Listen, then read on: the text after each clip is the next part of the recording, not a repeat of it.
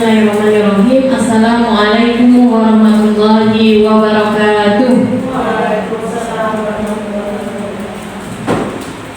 Innal hamdalillah nahmaduhu wa nasta'inuhu wa nastaghfiruh wa na'udzu billahi min shururi anfusina wa min sayyiati a'malina may yahdihillahu fala mudilla lahu wa may yudlilhu fala hadiya lahu. Asyhadu an la ilaha illallah wa asyhadu anna Muhammadan abduhu wa rasuluh. Amma ba'du. Pertama-tama marilah kita senantiasa memanjatkan puja dan puji syukur kita kehadirat Allah Subhanahu wa taala yang telah melimpahkan rahmat, hidayah serta inayahnya kepada kita sekalian, sehingga pada siang hari ini kita dapat bermuajat di tempat yang insyaallah penuh barokah ini. Amin amin ya rabbal alamin. Shalawat serta salam tak lupa kita haturkan kepada junjungan kita Nabi besar Muhammad Sallallahu Alaihi Wasallam yang telah menuntun kita dari zaman kegelapan menuju zaman yang insyaallah penuh barokah ini. Baik ibu-ibu sekalian, sebelumnya kami ucapkan terima kasih atas waktunya, atas kesempatannya bisa hadir di acara pengimbasan budaya positif di sekolah. Marilah untuk mengawali acara pada siang hari ini kita buka dengan membaca basmalah bersama-sama. Bismillahirrahmanirrahim. Terima kasih. Untuk mempersingkat waktu, kita langsung saja masuk ke acara inti yang akan disampaikan oleh Ibu Evi Wulandari dengan tema membangun budaya positif di sekolah. Kepada beliau waktu dan tempat kami persilahkan.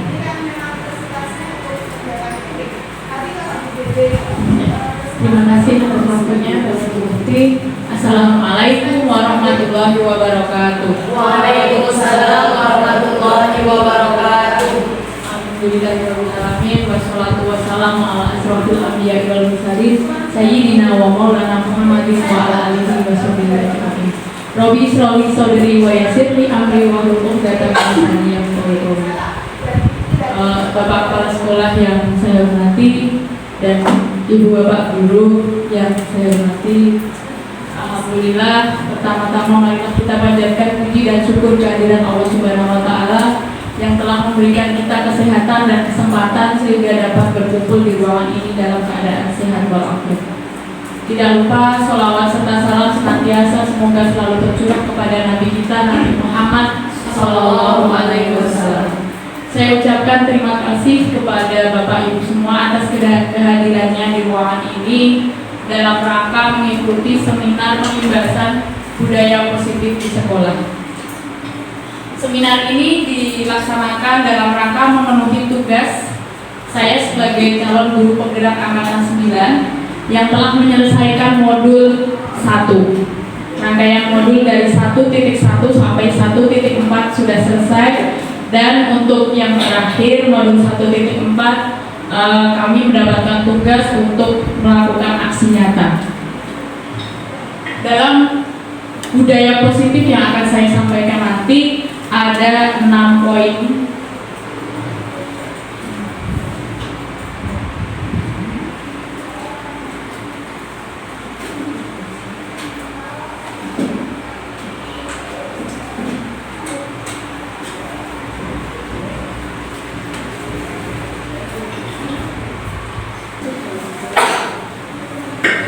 Konsep-konsep budaya positif yang pertama yaitu perubahan paradigma belajar, yang kedua disiplin positif, yang ketiga motivasi perilaku manusia, yang keempat kebutuhan dasar, yang kelima posisi kontrol restitusi, yang keenam keyakinan kelas, dan yang ketujuh segitiga restitusi. Untuk latar belakang dari budaya positif ini yaitu untuk mewujudkan murid yang berkarakter sesuai dengan profil pelajar Pancasila, perlu adanya lingkungan yang positif. Untuk tumbuh pada lingkungan positif nanti akan menumbuhkan budaya-budaya yang positif. Untuk menciptakan lingkungan yang positif tentu tidak bisa hanya dilakukan antara guru kelas dengan murid atau hanya antar guru, tetapi perlu dukungan dan kolaborasi warga sekolah. Nah, ini latar belakang yang latar belakangi untuk mengimbaskan budaya positif ini di sekolah. Kemudian untuk tujuan aksi nyata ini yang pertama mewujudkan budaya positif dengan keyakinan kelas, mewujudkan disiplin positif melalui budaya positif yaitu murid menjalankan keyakinan kelas dengan kesadaran diri tanpa paksaan, mewujudkan budaya positif bersama semua warga sekolah, membangun motivasi intrinsik murid, mewujudkan merdeka belajar dengan memberikan kesempatan mengemukakan pendapat saat proses penyusunan keyakinan kelas.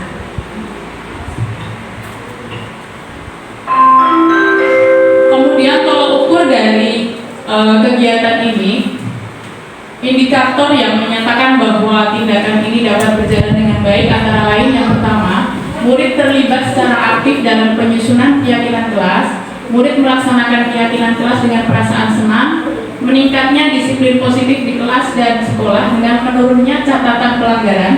Yang keenam, warga sekolah saling berkolaborasi menerapkan disiplin positif sesuai profil belajar Pancasila. Ya, ini yang tadi konsep-konsep budaya positif yang akan saya sampaikan. Untuk yang pertama, perubahan paradigma belajar. Perubahan paradigma belajar di sini yaitu menurut filosofi pendidikan Ki Hajar Dewantara, yaitu pendidikan itu bersifat menuntun. Menuntun di sini jadi siswa itu sudah memiliki potensi dan bakat sendiri-sendiri. Tugas kita sebagai guru hanyalah menuntun untuk potensi-potensi itu tumbuh menjadi lebih baik. Pembelajaran dengan paradigma baru yaitu pembelajaran berprinsip pada pembelajaran berdiferensiasi sehingga murid belajar sesuai dengan kebutuhannya.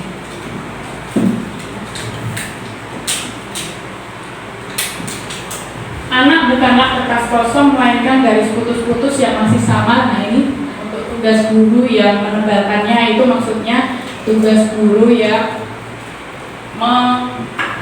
membimbing dan menuntut untuk tumbuhnya potensi siswa.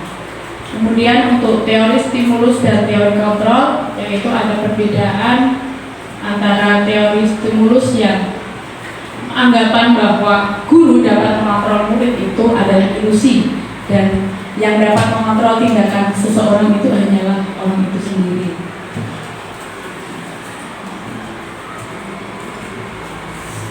Untuk teori kontrolnya seperti ini. Jadi semua perilaku itu memiliki tujuan, dan termasuk guru itu juga tidak dapat mengontrol murid. Ya, disiplin positif.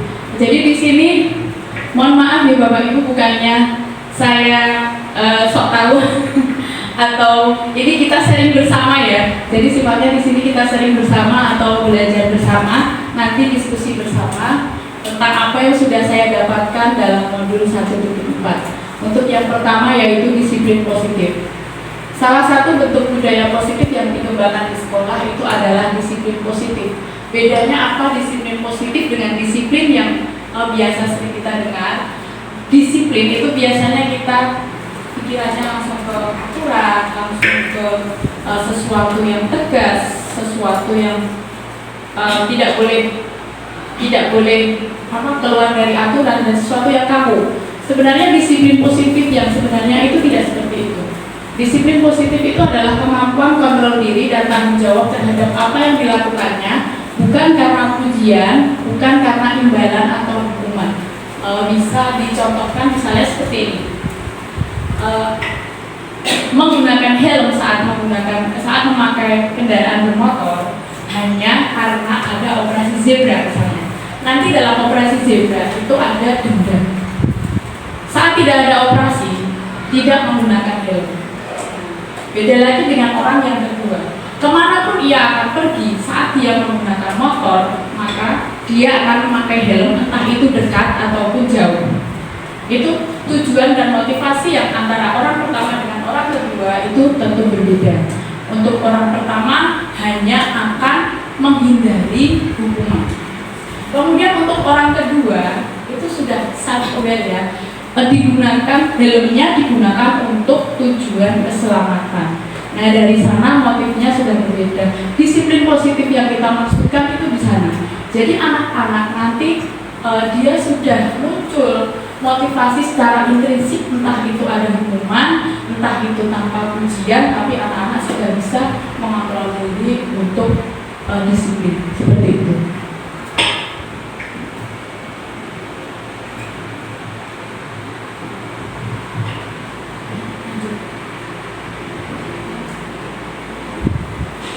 Disiplin di dalam yang saya contohkan tadi itu seperti yang mengendarai kendaraan bermotor, itu sudah ada keyakinan di dalam hati bahwa itu digunakan untuk melindungi diri dari keselamatan. Nah, dalam disiplin positif itu mempunyai nilai-nilai kebajikan yang diyakini. Jadi yang menumbuhkan motivasi intrinsik itu ada nilai-nilai kebajikan. Nilai-nilai kebajikan itu adalah sifat-sifat positif manusia yang merupakan tujuan mulia yang ingin dicapai setiap individu. Nilai-nilai tersebut bersifat universal dan lintas bahasa, suku bangsa, agama maupun latar belakang. Ini menurut pendapat Dr. William Glasser dalam teori kontrol. Nilai-nilai ini yang menjadi fondasi dalam berperilaku dan mewujudkan disiplin positif. Untuk nilai-nilai kebajikan yang ingin dicapai oleh setiap anak Indonesia itu terwujud dalam profil pelajar Pancasila.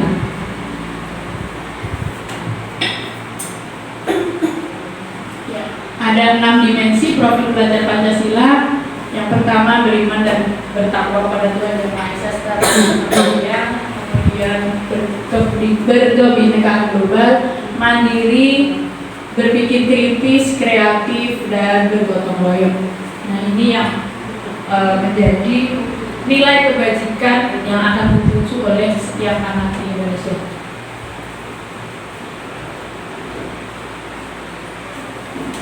Kemudian selain profil pelajar Pancasila, ada 6 nilai kebajikan dari 6 institusi. Ini saya paparkan secara ringkas saja ya. Yang pertama itu dari IBO Primary Years Program.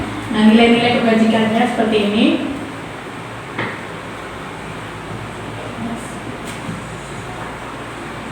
Kemudian yang ini menurut 9 pilar karakter Indonesia Heritage Foundation, antara lain seperti ini: cinta Tuhan dan kestinakitaannya, sampai toleransi, kedamaian, dan kesatuan. Kemudian yang ini menurut petunjuk seumur hidup dan keterampilan hidup, long life education.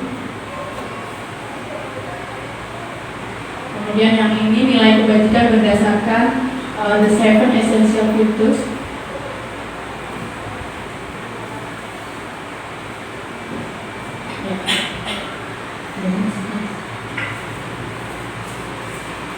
Teori motivasi yang kedua. Seperti yang sudah saya kemukakan di awal tadi, ada 2 motif seseorang dalam melakukan tindakan. Seperti tadi menggunakan helm, yang pertama motif karena menghindari hukuman, yang kedua adalah motif karena ada keyakinan untuk demi keselamatan diri. Nah, teori motivasi itu dikenal 3 menurut Diane Goshen dalam bukunya Restriction School Discipline, yaitu yang pertama untuk menghindari ketidaknyamanan atau hukuman. Nah, itu motifnya masih eksternal ya, atau ekstrinsik. Kemudian yang kedua itu untuk mendapatkan imbalan atau penghargaan dari orang lain, itu juga motifnya masih ekstrinsik atau eksternal. Yang ketiga yaitu untuk menghargai diri sendiri menjadi orang yang mereka inginkan sendiri dengan nilai-nilai yang dipercaya. Nilai-nilai tadi yang termasuk dalam nilai-nilai kebajikan yang tadi dipaparkan di depan. Nah, ini untuk nilai yang terakhir ini ranahnya sudah motivasinya timbul dari dalam diri, yaitu motivasi intrinsik.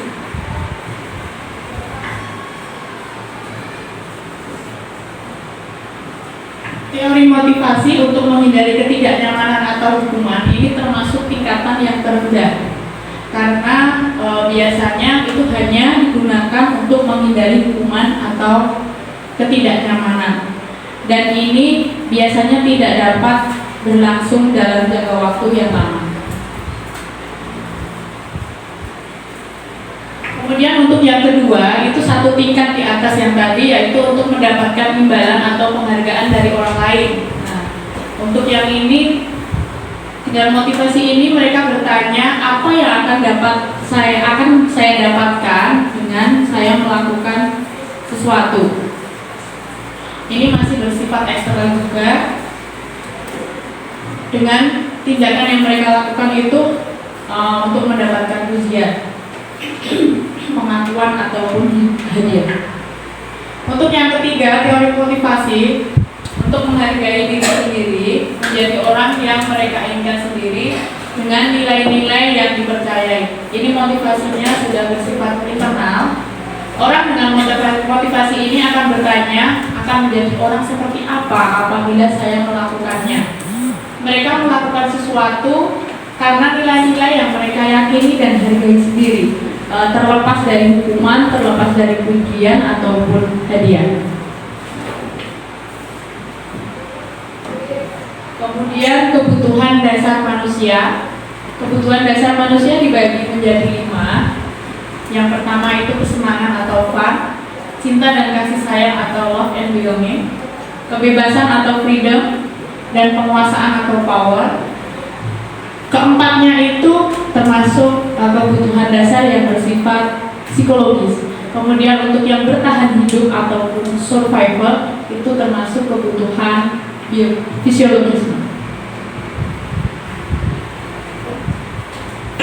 Seluruh tindakan manusia itu memiliki tujuan tertentu. Ketika kita mendapatkan apa yang kita inginkan, sebetulnya saat itu kita sedang memenuhi satu kebutuhan atau lebih dari kebutuhan dasar kita.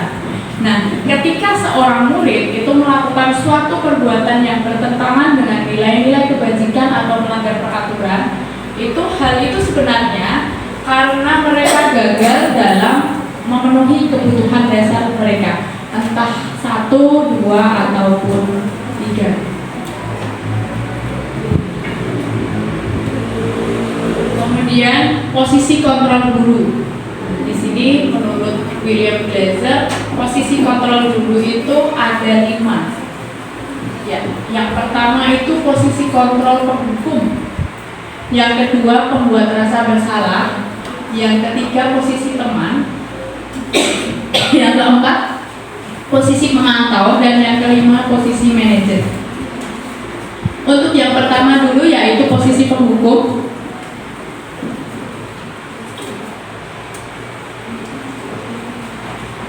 Biasanya posisi guru, posisi kontrol guru seorang penghukum ini menggunakan hukuman fisik ataupun verbal.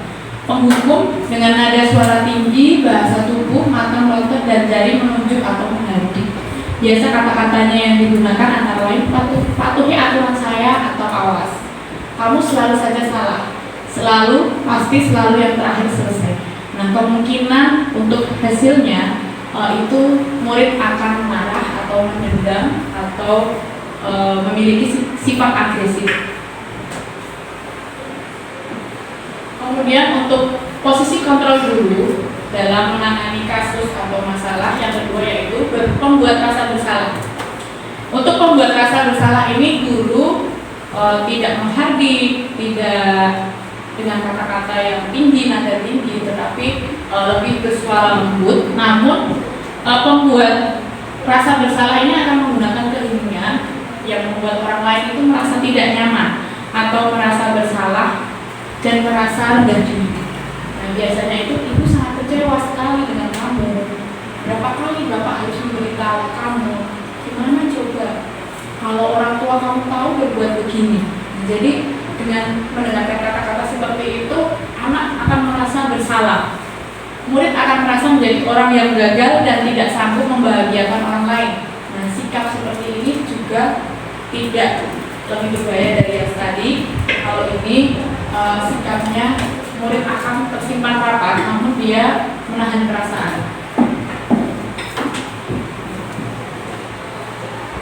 Yang ketiga, posisi teman. Posisi teman di sini guru tidak menyakiti murid, namun akan tetap berupaya mengontrol murid melalui persuasi. Suaranya ramah, akrab, bahkan bercanda atau joke-joke ya. Merapat pada murid semata, senyum untuk bahasa tubuhnya. Kata-katanya bisa, ayolah bantu bagi bapak ya. Ayo ingat, tidak bantuan bapak selama ini. Sudah, sekali ini tidak apa-apa. Nanti ibu bantu bereskan. Untuk posisi kontrol teman ini juga memiliki dampak pada murid. Tidak psikologisnya tidak seperti yang 1-2 ya, namun ini juga membuat murid itu akan merasa tergantung pada guru. Jadi dia akan mengandalkan guru dalam menyelesaikan masalahnya. Kemudian yang keempat itu posisi pemantau. Memantau berarti mengawasi. Untuk posisi pemantau ini biasanya berdasarkan data ataupun catatan dan sesuai dengan peraturan dan konsekuensi yang ada. Di sini biasanya ditanyakan peraturannya apa yang telah kamu lakukan, kemudian sanksi apa atau konsekuensinya apa.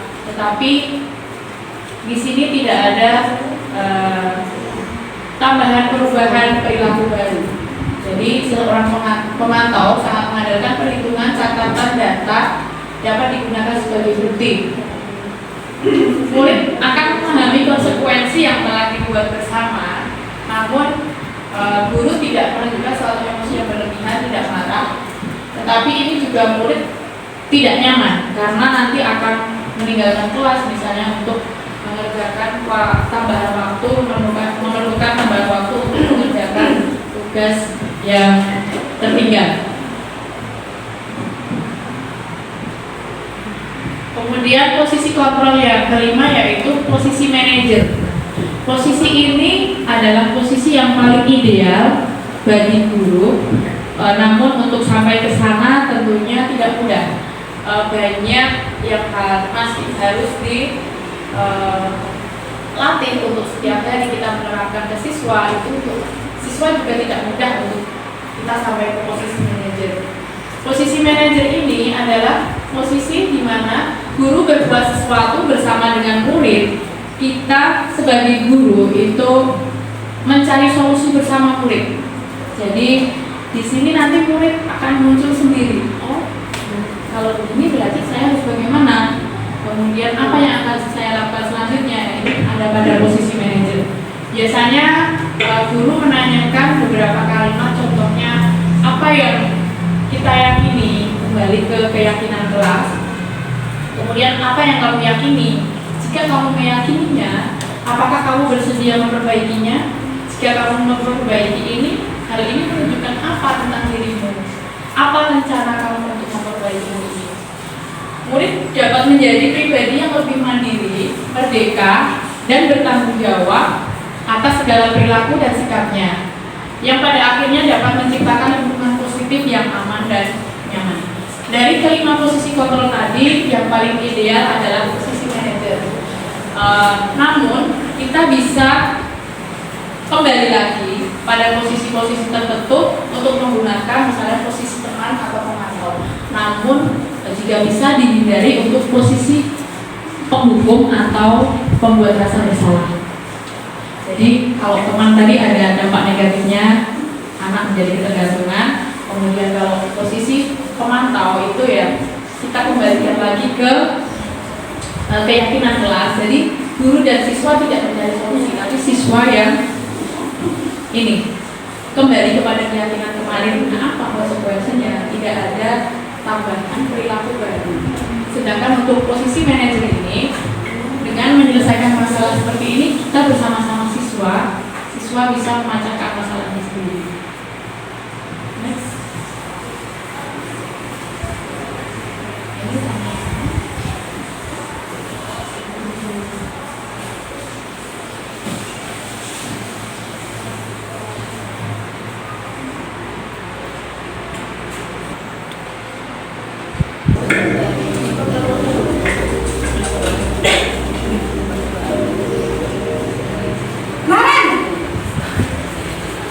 Sini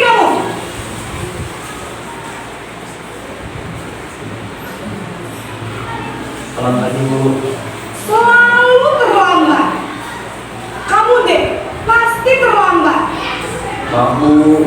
Untuk posisi kontrol tubuh. Apa coba? Alasan kamu apa lagi? Kapan sih kamu tidak terlambat? Malas sekali ya kamu jadi anak. Saya Dasar pemalas. Gak kapok-kapok sih kamu. Sudah berapa kali terlambat? Sana, kamu keliling lapangan basket 2 kali.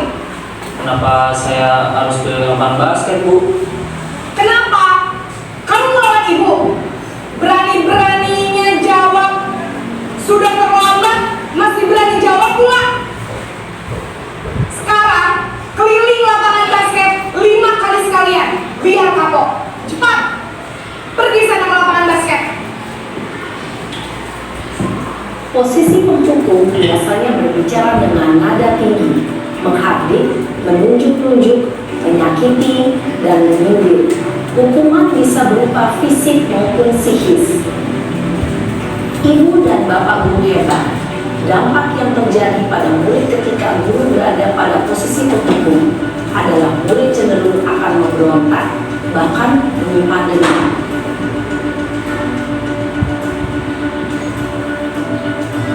Kedua, posisi pembuat merasa bersalah.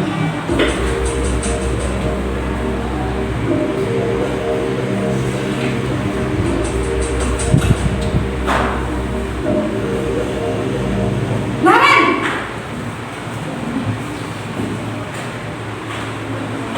Selamat pagi, Bu. Naren. Kamu kenapa terlambat lagi, nak? Ya Tuhan, Naren. Kamu senang ya bikin ibu susah ya?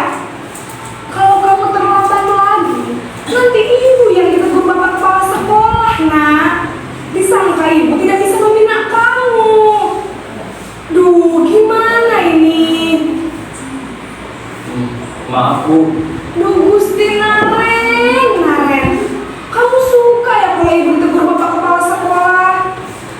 Terus, sekarang ibu harus tulis apa yang di buku absen? Ini kamu sudah sering terlambat loh.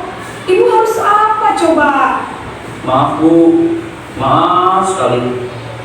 Ya sudah, lain kali jangan bikin ibu susah lagi ya, nak ya. Ibu tidak akan kuat lagi kalau kamu begini terus. Bisa jantungan kalau ibu ditegur bapak kepala sekolah. Sana cepat ke kelas. Maaf ya, Bu. Maaf sekali. Posisi pembuat rasa bersalah berbicara dengan nada tenang, cenderung lembut. Namun kata-kata yang diutarakan membuat murid merasa menjadi orang yang gagal, memandang buruk dirinya sendiri, merasa tidak berharga, dan tidak sanggup membahagiakan orang lain. Ketika guru mengambil posisi pembuat rasa bersalah, murid akan menganggap dirinya yang bersalah dan ia akan menyimpan emosi negatif tersebut di dalam dirinya.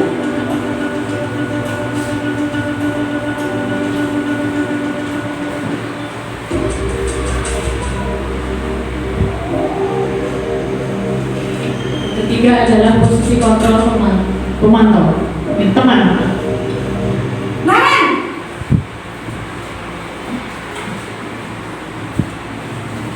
Selamat pagi, Bu. Wah, sudah jam berapa ini, nak? Terlambat lagi ya, sayang. Iya, Bu. Habis ibu saya lupa bangunkan saya, Bu. Kamu malah menyalahkan ibu kamu. Kamu bukannya anak yang larinya paling kencang. Kok terlambat sih? Iya, Bu. Saya memang terlambat bangun tadi. Jadi, biarpun saya lari kencang, tetap gak kekejar, Bu. Ya sudah sana. Nanti lain kali larinya lebih kencang lagi ya. Biar gak terlambat lagi. Bikin seneng ibu. Demi ibu. Bisa kan? Bisa lah, Bu. Ya sudah sana masuk kelas. Ibu beresin urusan absen kamu. Kamu ini ada-ada saja. Dalam posisi teman, guru berbicara dengan nada suara ramah, akrab, cenderung bersenda gurau untuk menjaga suasana tetap santai. Murid akan merasa senang, aman, dan akrab dengan guru. Identitas yang tercipta adalah identitas sukses atau berhasil. Namun, perlu diingat, karena ini masih dorongan eksternal, maka ada faktor ketergantungan dari murid kepada orang tertentu. Di sini, guru absennya, sehingga di lain waktu, murid bisa berperilaku baik, namun hanya kepada orang-orang tertentu saja.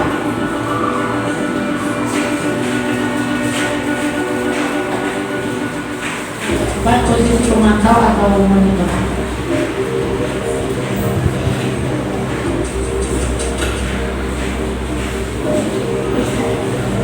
Naren!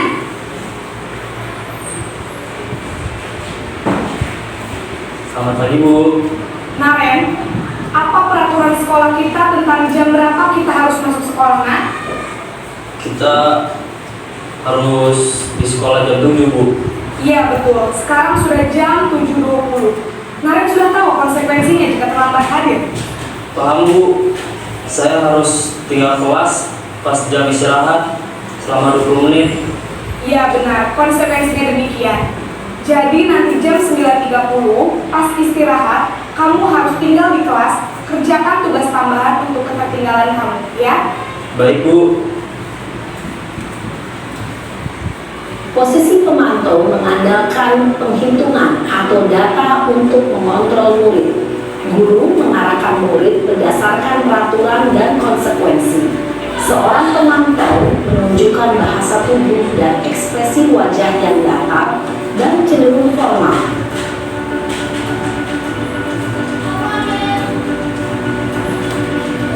Yang terakhir, posisi manajer.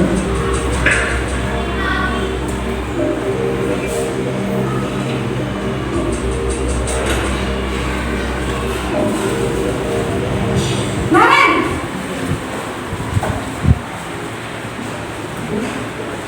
Selamat pagi Bu. Selamat pagi Naren. Maaf Bu, saya terlambat. Iya, sekolah masuknya jam 7, sekarang sudah jam 7.20. Jadi sekarang bagaimana ini Naren?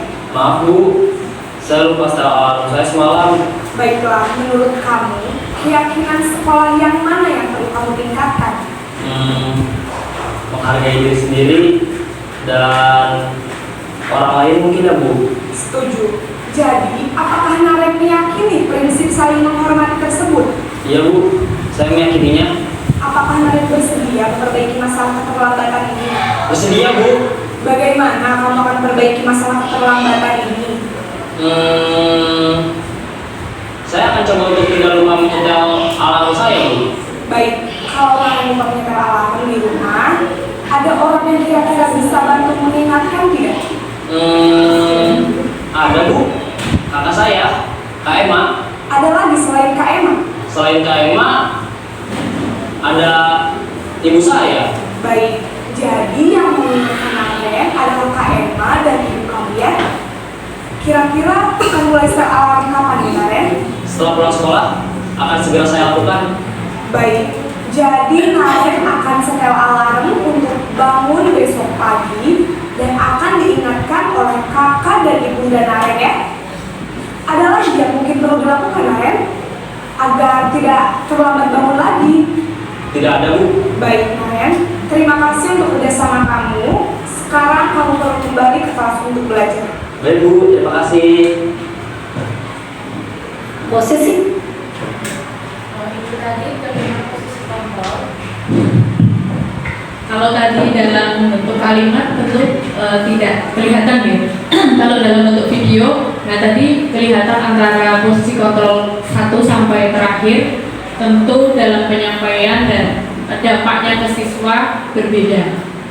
Nah, untuk posisi kontrol ini saya sudah melaksanakan posisi kontrol ini, saya sudah kemarin dengan 2 siswa, dan setelah saya lakukan yang terakhir ya, saya melakukan yang posisi manajer itu keesokan paginya dia sama sekali tidak terlambat lagi sampai sekarang. Terus yang siswa yang kedua itu dia selalu berkata kasar ya, maaf. Kalau bermain itu dia misalnya kalah atau ini atau apa, dia berkata kasar. Itu sekarang sudah berkurang. Alhamdulillah, mudah-mudahan nanti kedepannya bisa diterapkan bersama-sama. Ini juga tentunya kadang kalau baru sekali 2 kali mungkin nanti anaknya bisa kembali lagi. Nah, itu nanti kita berulang seperti itu lagi. Itu alhamdulillah ini kemarin tidak sering mendapat laporan. Biasanya saya setelah istirahat itu mendapatkan laporan, Bu si A tadi bicara kasar, Bu si A tadi berkelahi dengan si ini. Alhamdulillah sudah berkurang. Untuk yang selanjutnya yaitu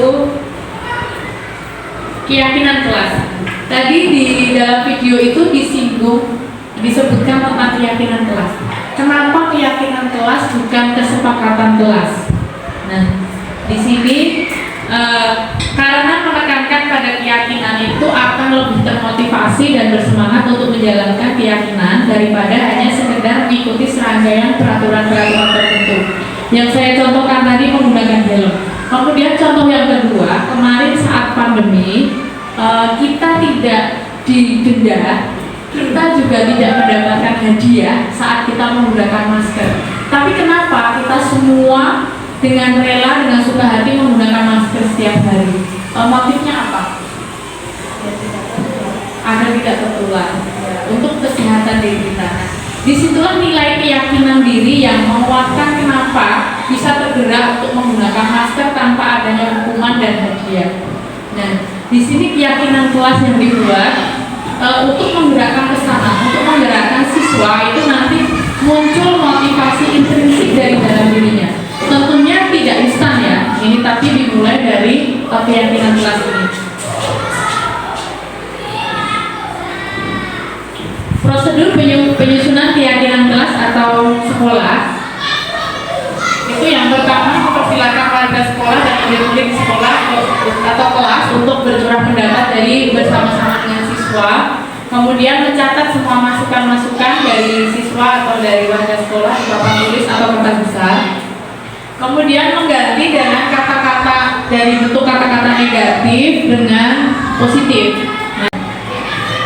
Setelah itu selanjutnya menentukan nilai kebajikan. Jadi dari pemilihan misalnya datang tepat waktu, kemudian berbicara yang sopan, itu kemudian dikelompokkan lagi menjadi nilai-nilai kebajikan tadi, masuk disiplin atau masuk jujur dan lain-lain. Jadi nanti hanya akan ketemu antara 3 sampai 7 keyakinan berdasarkan payung nilai kebajikan tadi.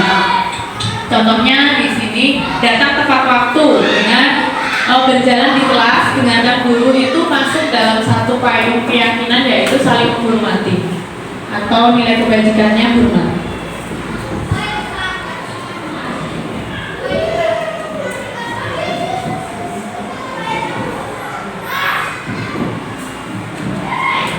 Kemudian langkah selanjutnya setelah tadi bersama siswa menyusun keyakinan kelas tadi itu ada prosesnya di sini namanya tabel T dan Y.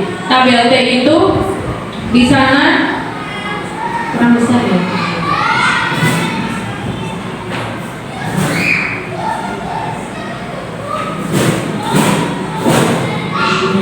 Tabel T itu tampak seperti ini. Di sana tampak seperti misalnya datang tepat waktu itu yang tidak tampak itu sering hadir terlambat.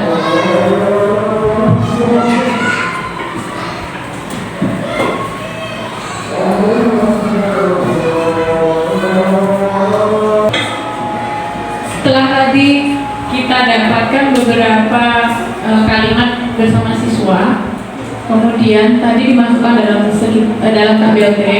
Nah, yang ini kemudian dirubah ke tabel Y.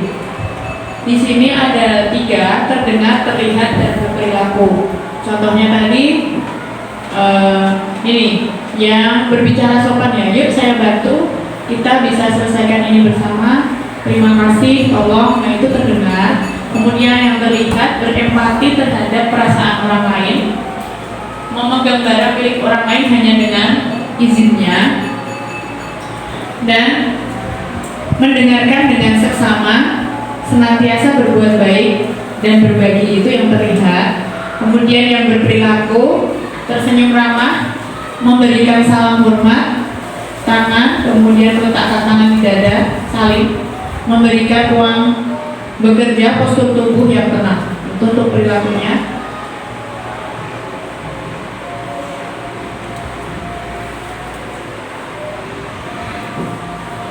Nah, di sini ada hukuman dan penghargaan. Seperti tadi di depan sudah saya paparkan ya, untuk hukuman itu biasanya bersifat tidak terencana atau tiba-tiba dan biasanya bersifat satu arah. Jadi saat siswa atau murid kita melakukan kesalahan, hukuman itu secara tiba-tiba tanpa diketahui dulu apa ya konsekuensinya. Tiba-tiba langsung silakan, kalau tadi fisik ya, mari silakan mengerjakan ini. Itu tanpa diketahui siswa sebelumnya. Kemudian hukuman yang diberikan baik berupa fisik maupun psikis itu tentunya akan anak merasa disakiti walaupun itu lewat kata-kata.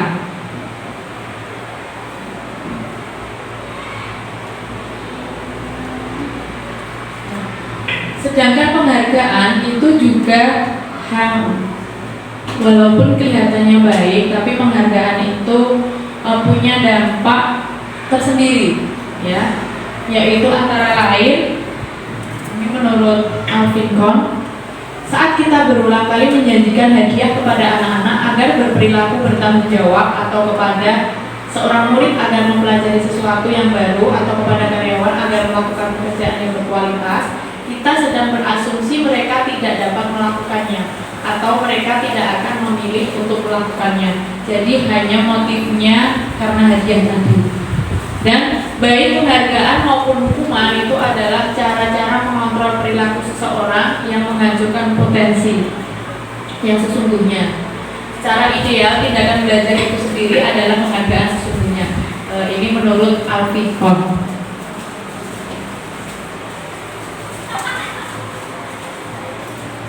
Nah, kemudian dalam penyelesaian masalah tadi, untuk posisi guru yang ideal, tadi posisi manajer dan di bawahnya ada posisi pemantau. Untuk penyelesaian masalahnya itu bisa menggunakan segitiga restitusi.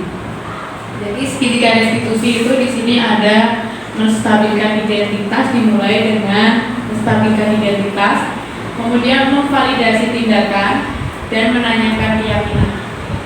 Untuk segitiga restitusi sendiri itu adalah proses menciptakan kondisi bagi murid untuk memberikan solusi, memperbaiki kesalahannya sehingga karakter mereka lebih kuat ketika mereka kembali ke kelompoknya. Jadi tahapan-tahapan dalam menyelesaikan masalah bersama murid itu dikenal dengan segitiga restitusi seperti ini. Untuk yang menstabilkan identitas itu biasanya saat misalnya murid sedang bertengkar atau murid sedang dalam keadaan belum stabil, nah itu distabilkan dulu dengan mengatakan beberapa kalimat seperti ini. Contohnya, berbuat salah itu tidak apa-apa, tidak ada manusia yang sempurna. Saya juga pernah melakukan kesalahan itu, kita bisa menyelesaikan ini. Bapak atau ibu tidak tertarik mencari siapa yang salah, tetapi bapak ibu ingin mencari solusi dari permasalahan ini.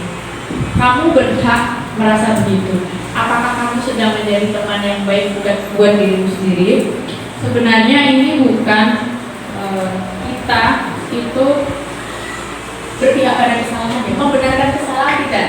Tetapi di sini saat siswa langsung dicecar pertanyaan yang kita tidak mengetahui posisi siswa, itu tentu yang berbeda kondisinya dengan ditanya seperti ini.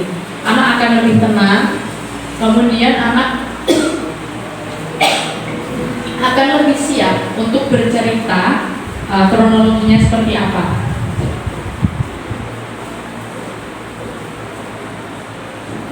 Setelah menstabilkan identitas dengan beberapa pertanyaan tadi, tindakan yang kedua yaitu validasi tindakan.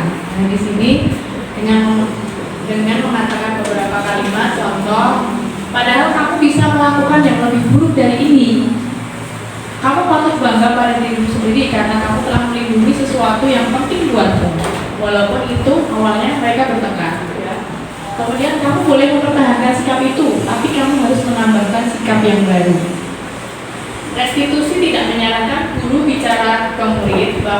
melanggar aturan itu adalah sikap yang baik. Tetapi dalam restitusi guru harus memahami alasannya dulu, agar anak nanti bersama murid itu nanti dapat menemukan solusi bersama.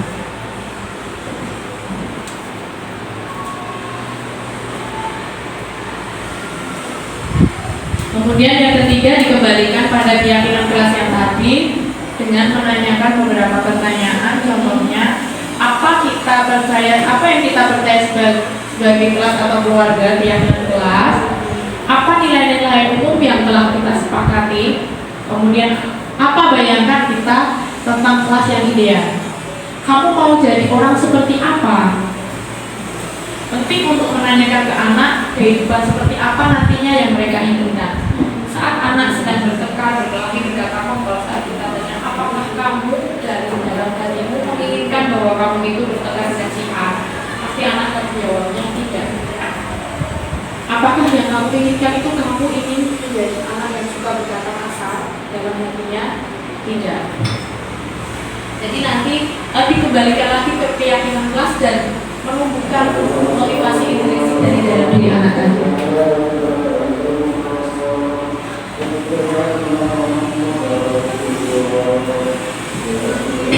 Guru dapat membantu dan bertanya seperti apa jika mereka menjadi orang seperti itu. Ketika anak sudah mendapatkan gambaran yang jelas tentang orang seperti apa yang mereka inginkan, guru dapat membantu anak-anak tetap fokus pada gambaran tersebut. Di sini saya contohkan ada videonya untuk tindakan penerapan segitiga restitusi.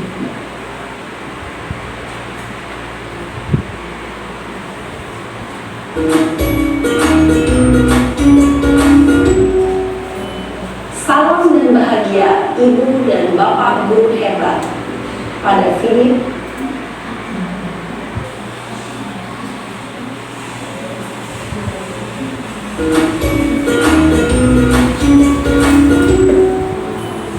Salam dan bahagia Ibu dan Bapak guru hebat. Pada video kali ini kita akan membahas tentang salah satu program disiplin positif yang diterapkan di lingkungan sekolah yang dikenal dengan nama restitusi.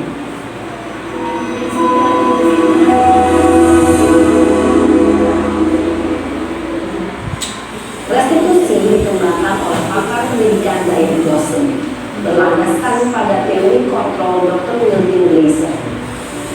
Segitiga restitusi adalah suatu proses dialog yang dijalankan oleh guru atau orang tua agar dapat menghasilkan murid yang mandiri dan bertanggung jawab. Pada saat guru di posisi manajer, aspek yang dikembangkan pada murid adalah motivasi intrinsik, sehingga penanaman nilai-nilai kebajikan dapat tumbuh dan berkembang menjadi suatu kebiasaan positif yang akhirnya membentuk karakter guru. Proses dialog ini terdiri dari 3 langkah yang digambarkan pada ketiga sisi pada segitiga restitusi. Sisi pertama adalah menstabilkan identitas. Sisi yang kedua adalah validasi tindakan yang salah. Dan sisi yang ketiga adalah menanyakan keyakinan.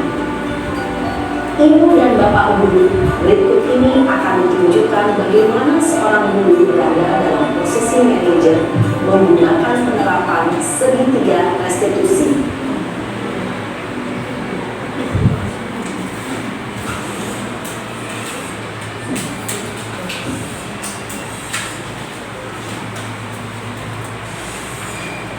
Siang sekarang.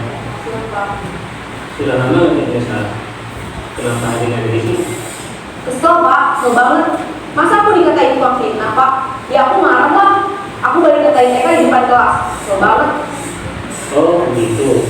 Ya pasti kamu marah dan kesal. Bapak juga akan marah apabila ada yang menuduh Bapak seperti itu. Kemudian pada saat itu kamu mau melakukan apa? Ya saya harus menghargai TK lah Pak. Kesel banget. Saya bentak-bentak dia di depan teman-teman lain. Oh begitu. Pasti kamu melakukan seperti itu karena suatu alasan tertentu kan? Iyalah, masa saya diam saja Pak? Ya saya bela diri lah. Masa saya dituduh tukang fitnah? Ya wajar lah dan itu sesuatu yang penting buat kamu. Untung kamu tidak bertindak demi kata lagi, hanya membentak-bentak. Iya Pak. Untung saya masih bersabar dan hanya membentak saja. Sudah gemes padahal saya pasti bela diri lah. Ya pasti ya, tapi kamu memilih untuk tetap bertahan dan bersabar. Kamu memilih untuk tidak berbuat lebih parah lagi. Nah, sekarang coba kita lihat tadi tindakan kamu yang mentak-mentak Eka di kelas. Tindakan kamu itu kira-kira sesuai dengan keyakinan kelas atau prinsip kamu tidak? Enggak lah Pak. Capek Pak jadi pemarah. Jadi keyakinan atau prinsip mana yang kurang sesuai dengan keinginan kamu? Ya, saya sebenarnya sangat menghargai orang lain. Mungkin saat itu saya menjadi emosi, jadi tidak menunjukkan sikap itu. Kamu meyakini tidak? Menghargai orang lain itu penting buat kamu. Yakinlah Pak. Iya, setuju. Kita harus saling menghargai. Namun ada juga keyakinan itu disepakati yang perlu kita jalankan apabila kita sedang marah, bukan? Ya, saya bisa lebih proaktif, mulai dengan diri sendiri. Saya bisa jadi lebih sabar, mengambil waktu juga untuk berpikir mau apa selanjutnya. Kira-kira kamu bersedia memperbaiki masalah ini tidak? Sedia Pak. Kalau kamu memperbaiki masalah ini, kamu akan menjadi orang seperti apa? Saya akan menjadi orang yang bertanggung jawab kali ya Pak. Dan senantiasa proaktif. Iya, menurut kamu bagaimana rasanya menjadi orang seperti itu? Ya nyaman lah, bangga bisa bersabar dan mandiri. Baiklah kalau begitu. Yuk kita pikirkan bagaimana memperbaiki masalah ini.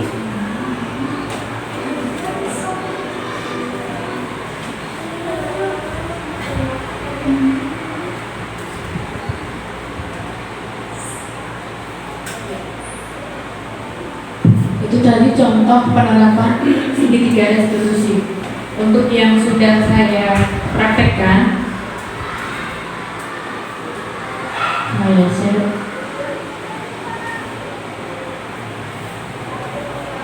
ini sebenarnya kemarin itu skenario, tapi saya langsung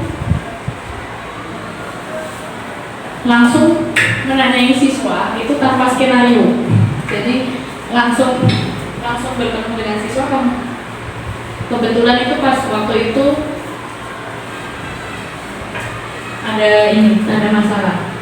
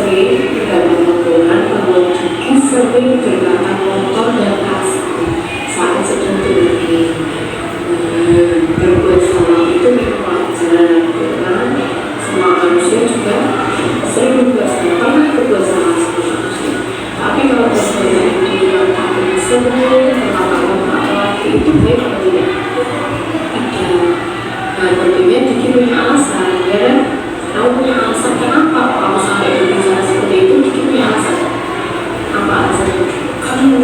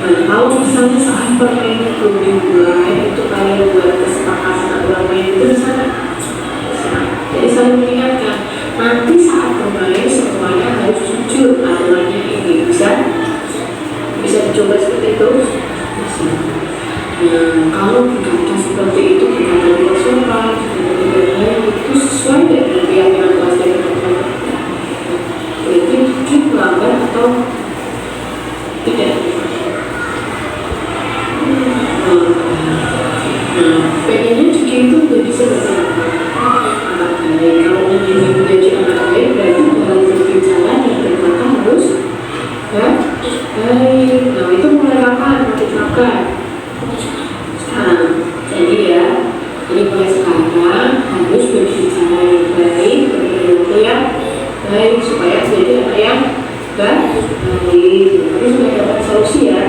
Caranya kalau ada teman yang bermain curang, disepakati dulu sebelum bermain untuk membuat aturan main. Dan jika ini namanya harus jujur ya.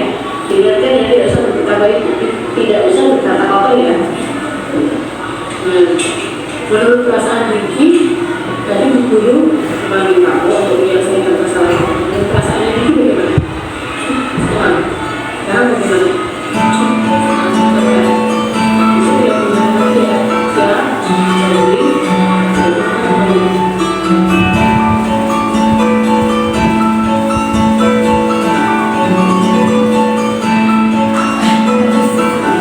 Hafiz, akhir-akhir ini Bu Guru sering melihat kamu datang terlambat. Iya, membuat kesalahan itu wajar ya, semua manusia tidak sempurna.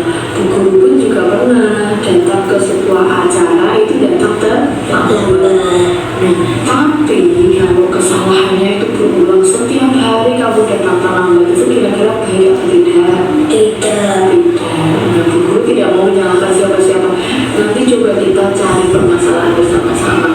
Tapi sebelum kita cari solusi, temukan solusinya dulu, nomornya pastinya kamu dan tentu Hafiz punya alasan kenapa sering datang terlambat. Coba alasanmu apa? Karena dalam bangun tidur dan belum dibelikan makan. Oke, ini coba kita lihat dulu ya. Kalau telat bangun tidur itu biar tidak telat bangun tidur, ya kira-kira tidurnya bagaimana? Tidak malam. Kalau tidurnya tidak malam, bisa nggak bangun lebih pagi? Bisa. Kalau tidurnya tidak malam, biar kamu bisa bangun pagi, caranya bagaimana? Kalau misalnya dibangun sama siapa? Ibu, ayah ya. Bisa ya, nanti kamu berpesan sebelum tidur ibu, saya dibangunnya lebih awal biar telat bisa. Kalau misalnya menyalakan alarm bisa juga? Bisa. Jadi nanti biar tidak kesiangan lagi, kamu bisa menyalakan alarm, bangun tidurnya lebih awal dan minta tolong ibu untuk membangunkan lebih bisa. Sekarang yang makannya belum ada, bisa nggak kalau cari sarapannya itu lebih pagi? Bisa. Biasanya siapa yang cari sarapan? Ibu sama ibu bilang sama ibu besok hari ini beli makannya kalau lebih pagi bagaimana biar saya tidak terlambat? Bisa? Saya ini bisa ya? Iya. Kalau sering terlambat itu berarti sesuai dengan keyakinan kelas yang sudah kita buat kemarin? Tidak sama ya. Berarti Hafiz melanggar keyakinan kelas kita atau sesuai? Melanggar. Tadi sudah ditemukan beberapa solusi untuk mencoba biar besok tidak bangun terlambat lagi dan tidak terlambat sampai sekolah. Ya, itu mau dimulai kapan? Besok ya? Iya. Besok Hafiz tidak terlambat lagi ya? Iya. Nah, menurut perasaan Hafiz, tadi Bu Guru sudah mencoba mencari permasalahan bersama dengan Hafiz. Rasanya Hafiz bagaimana? Sudah senang. Sudah senang. Nah, sudah ada solusi ya untuk itu ya. Oke,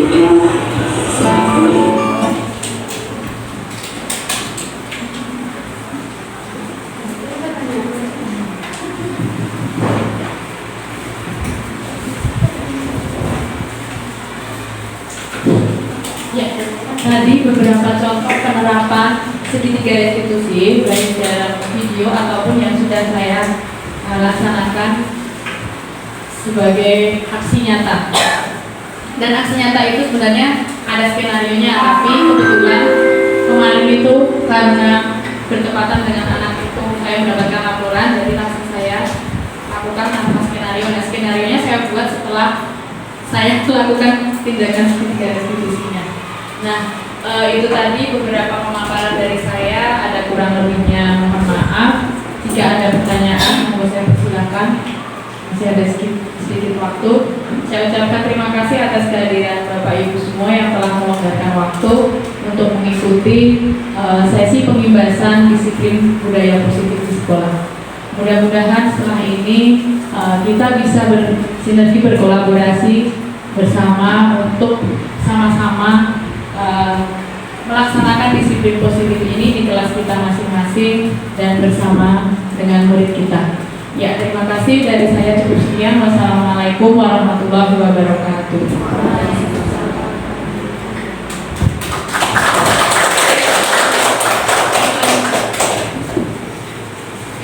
Ya, berani monggo. Makasih Bu Evi, makasih sekali. Jujur aja saya agak a priori sama guru. Jadi ada rasa malas dan sebagainya, sehingga saya tidak mau untuk masuk ke sana gitu. Tapi ini tadi cukup membuka saya. Jadi Bu Evi menurut saya memanfaatkan dengan bagus, meskipun terlalu cepat. Jadi apa namanya? Itu tadi ya, itu dengan waktu juga. Tapi nanti mungkin bisa di setel biar tidak hanya kita saja yang menerima dari ini, tapi juga teman-teman yang lain mungkin diambil dengan nilai waktu dan ini apa namanya lebih dijelaskan lagi. Jadi pemaparannya tadi kan agak cepat. Jadi untuk keyakinan kelas ya, tadi itu juga belum begitu paham saya. Jadi keyakinan kelas tadi seluas apa dibuatnya, itu juga maksudnya belum begitu paham. Jadi keyakinan kelas itu jadi semua hal dipaparkan di situ atau bisa ini apa namanya kondisional. Jadi bisa muncul tiba-tiba suatu keyakinan itu seperti kayak keyakinan kelas itu dianggap suatu sikap yang baik gitu.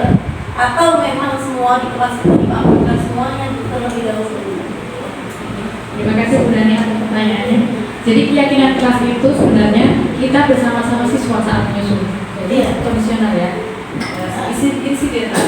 Jadi saat itu juga anak-anak itu diminta untuk menuliskan keyakinan apa yang kira-kira menurut baik. Jadi itu sebenarnya hari ini harusnya saya juga pakai praktek membuat keyakinan kelas. Tapi karena waktunya jadi saya tidak pakai. Jadi dari setiap siswa itu nanti semuanya berpendapat, menuliskan di depan menggunakan tempel atau apa itu sudah saya lakukan. Kemudian dari beberapa pendapat siswa tadi kita kerucutkan. Misalnya ada yang sama datang tepat waktu, kemudian ada yang menghormati dulu, itu dikerucutkan. Nah, dari beberapa ide atau pendapat siswa tadi, kemudian kita cari payungnya yang tadi, nilai kebajikan. Nah, kita kembalikan ke sana.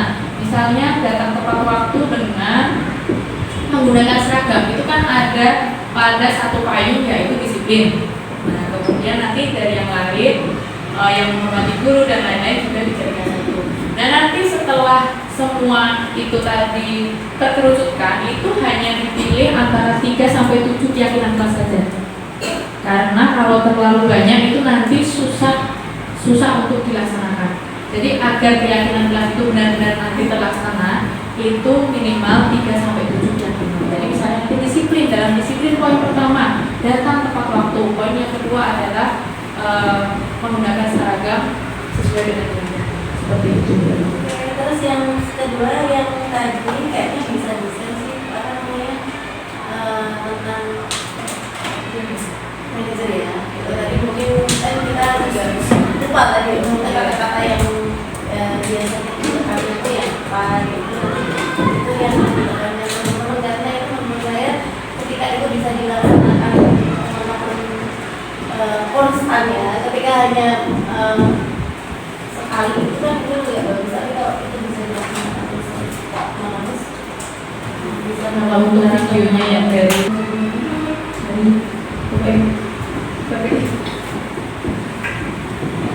sudah. Jadi kalau sudah, terima kasih semua Bapak Ibu atas kehadirannya.